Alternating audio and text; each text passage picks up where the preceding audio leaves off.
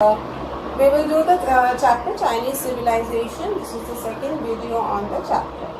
And so far you know about the location of the Chinese civilization, that is it developed on the bank of the Yangtze River, which was a blessing and also a curse for the people of China.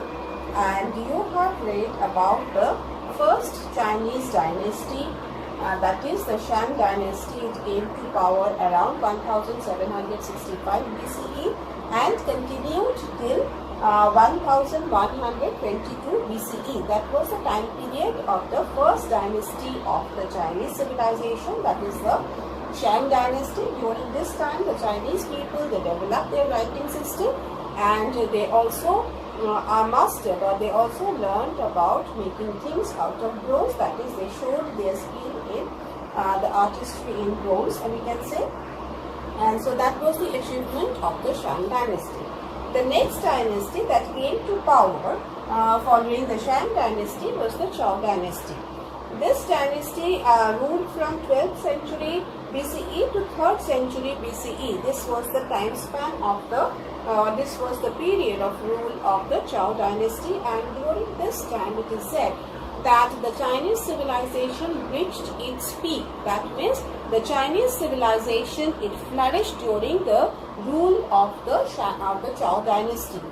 Because the Chinese had been able, the people of China, they had achieved many things, and during this time we find that the great Chinese teacher Confucius, he arrived during this time, and he gave a code of ethics or a code of conduct to the people of China.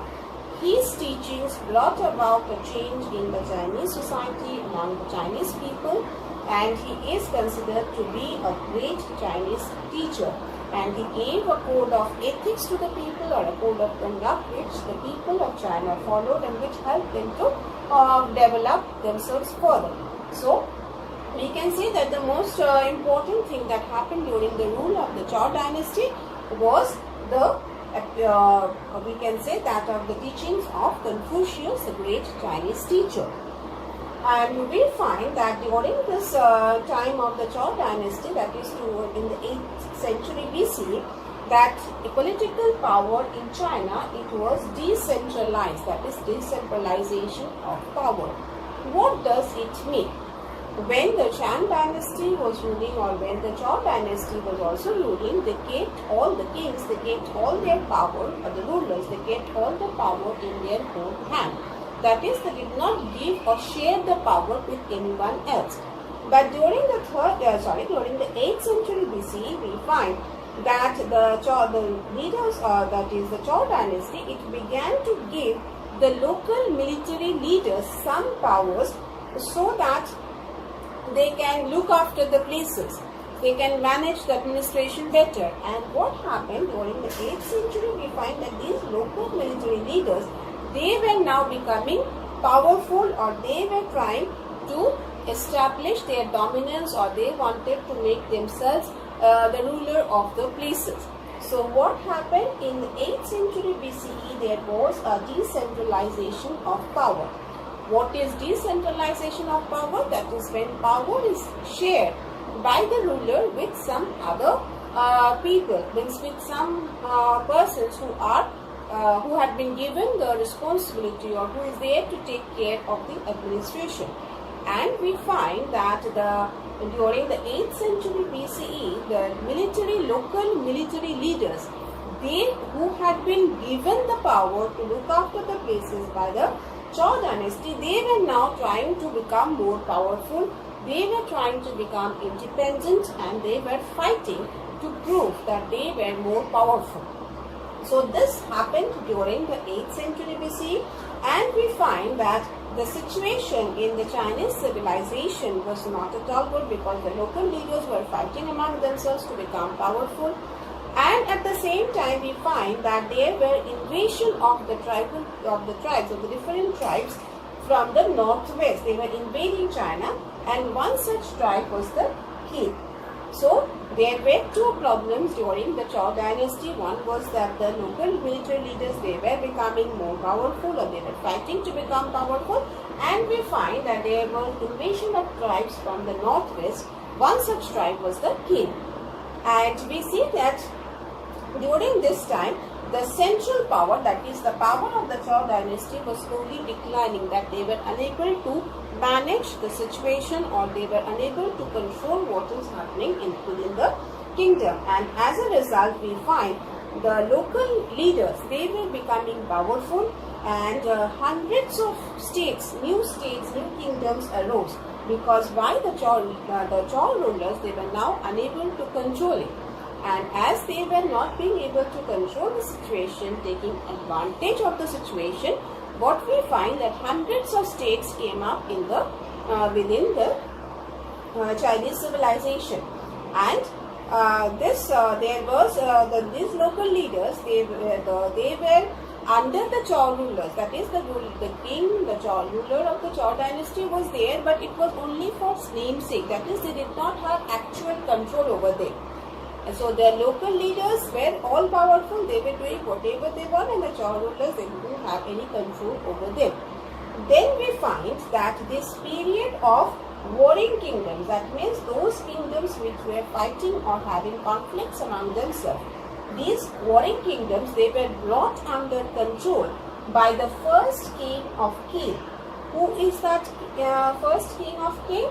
King Shi Huangdi. He was the first king of the Qin. He controlled, or he brought all the warring kingdoms under his control, and he declared himself to be the first emperor in 221 BCE. So now all those warring kingdoms, all those kingdoms or states which were fighting, which were trying to become powerful, they were unified. They were all brought under the control of the king Shi Huangdi, who declared himself to be the first emperor in 221 BCE. So that is the dynasties that ruled China, and how the first emperor came to power, we have learned today. So what we have learned, we saw that first dynasty was the Shang dynasty. Next, the Zhou dynasty, it came to power.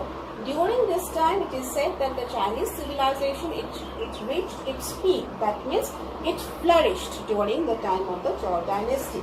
And during this time, we find that the great Chinese teacher, he was teaching his code of ethics to the people of China.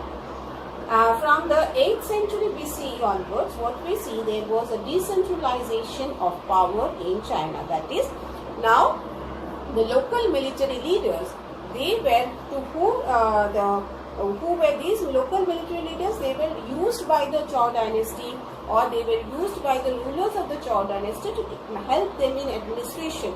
But we find that during the 8th century, they were becoming powerful. They were trying to become independent, and they want to rule independently. And we further see that during this time, there was invasion of tribes from the northwest. And one such tribe was the Qin. So during the 8th century, there were two problems in the Chinese civilization. First, there was the decentralization of power, that is, the local military leaders who were used by the rulers of the Zhou dynasty to help in the administration. They were becoming powerful, or they wanted to rule independently. And at the same time, there were invasion of tribes from the northwest. One such tribe was the Qin. And as a result of it, what we find that the control of the Zhou dynasty, it weakened. That is, they were unable to manage the situation. As a result of it, hundreds of states arose. Hundreds of kingdoms, small kingdoms managed by the local military leaders, they arose.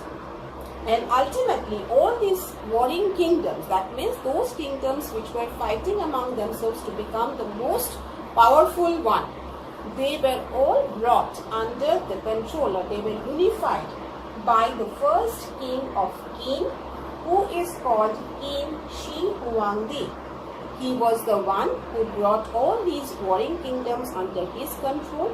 He unified them, and he declared himself as the first emperor in 221 BCE.